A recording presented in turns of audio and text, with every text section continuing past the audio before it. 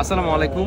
খুবই একটা গুরুত্বপূর্ণ বিষয়, যারা ইনভেস্টর লাইসেন্স করতেছেন এই মুহূর্তে বা করে ফেলছেন, অনেকেই নাম নিয়ে টেনশন থাকে, মানে কি নাম কি দিব বা নামের গুরুত্ব আসলে কতটুকু। এখানে খুবই ইম্পর্টেন্ট একটা বিষয় যেটা অনেকেই জানে না বা খেয়াল করে না, সেটা হচ্ছে ট্রেডমার্ক।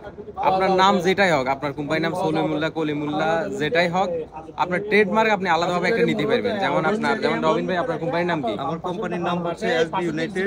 আমি ট্রেডমার্ক করছি পিওর সিটি।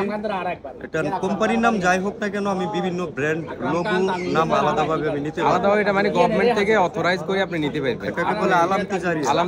আলাম তিজারি করে নিতে পারবেন আর কি, যেটা হচ্ছে ট্রেডমার্ক। তো আপনার কোম্পানির আন্ডারে আপনি চাইলে 10টা 20টা 50টা ট্রেডমার্ক করে আলাদা আলাদা নাম নিতে পারেন, আলাদা ব্র্যান্ড করতে পারবেন আপনার নিজের নামে। তো এই জিনিসটা আপনার খেয়াল রাখবেন, কোম্পানির নাম যেটাই থাক আপনার কোনো সমস্যা নাই, আপনি আলাদা আলাদা আলাম তিজারি করে আপনি একটা পছন্দের একটা নাম নিয়ে ওটা ট্রেডমার্ক করে ফেলবেন, লিগেলি আপনি ওটা দিয়ে বিজনেস করবেন।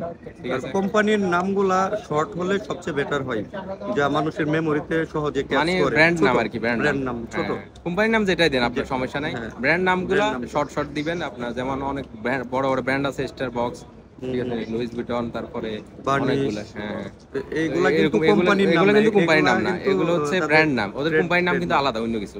রাইট।